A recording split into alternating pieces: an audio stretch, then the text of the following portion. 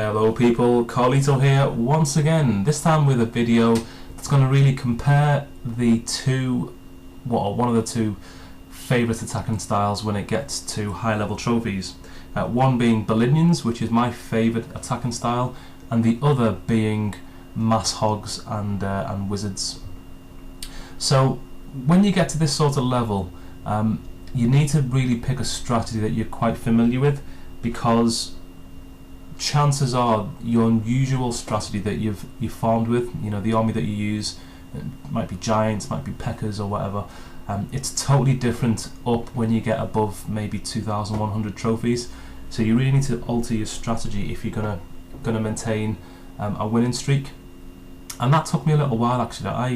I'd win maybe 3 attacks, then I'd lose one, but that single loss would be enough to wipe out all of the trophies from the previous wins. So it was really important to get a strategy that I was comfortable with, and one that I was actually able to use to win consistently. And Ballinions for me was that strategy. Basically 40 minions, 24 balloons, and the rest archers.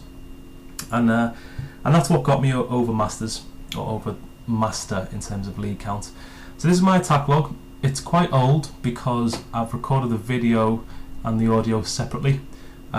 Reason being, I didn't want to lose the attack replay for the defense, because it's actually quite a good one to show you the hog attack, and it's a hog attack that actually didn't win.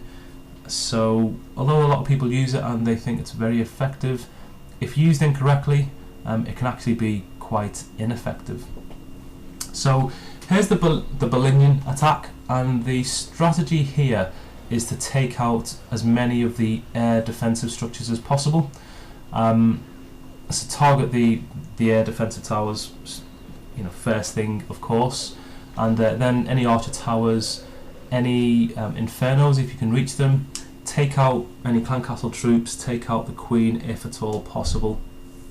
And once you've done that, you're free to send in the minions, and they will be able to take out all of the structures without worrying about being taken out by stray balloons, or, you know, the air bombs, or of course the air defensive structures as well.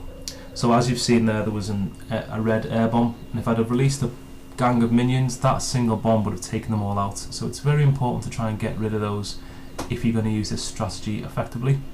But once they're out of the way, you can release the minions as I've done now, and basically just enjoy the havoc that these guys can cause, because they'll rip through the base really quickly and rack up the percentages in terms of overall damage. But because of the way this base is laid out, it's actually now possible to get to the town hall, and you don't, well, it's good to get 50%, but you don't need to get 50% of course if you can take out the town hall. So when you're hunting for trophies, this sort of base is really attractive because it will probably give you a 2-star win, and that 2-star win is really valuable, because on defense, unless you're a town hall 10 with inferno towers and quite high level defenses, you're probably going to get beat on every single defense. You might win 1 or 2, but generally over the course of you know, your playing time, you'll probably lose more trophies on defense than you would like, which means you've got to win more on attack. So as you can see here, didn't quite make the 50%, so I've sent in some more minions to take out the gold storages and the dark elixir drill, because there's actually quite a bit of loot in them. So we'll take those out, which will increase our loot score, and as a farmer I don't want to leave any resource on the table if at all possible to get hold of it. So that's the attack. That's the way that I used balloons and minions. Other people will send in lots of balloons followed by lots of minions in quick succession, but I like to be quite specific about the way that I do it. So I only send in the minions once I know that they're not going to get killed by anything else.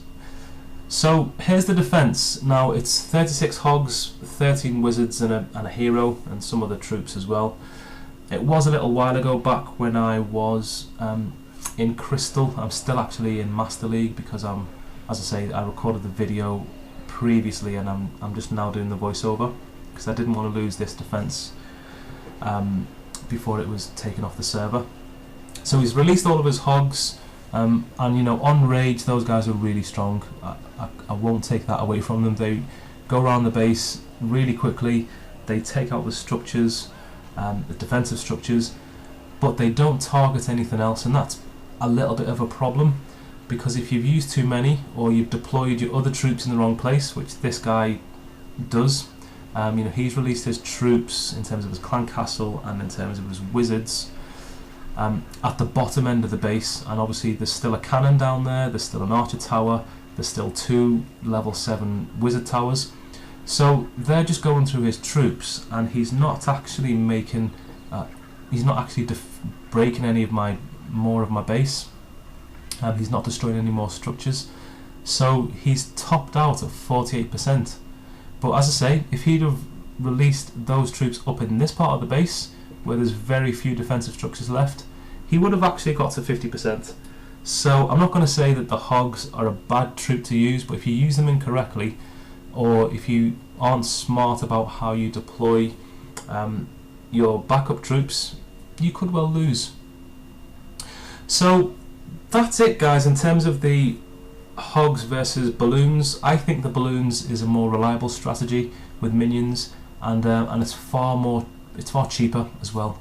So hopefully you guys have fun with whatever strategy you guys decide to use, and until the next video, which will probably be in a few days, it's going to be bye from the king, bye from the queen, and I'll see you soon.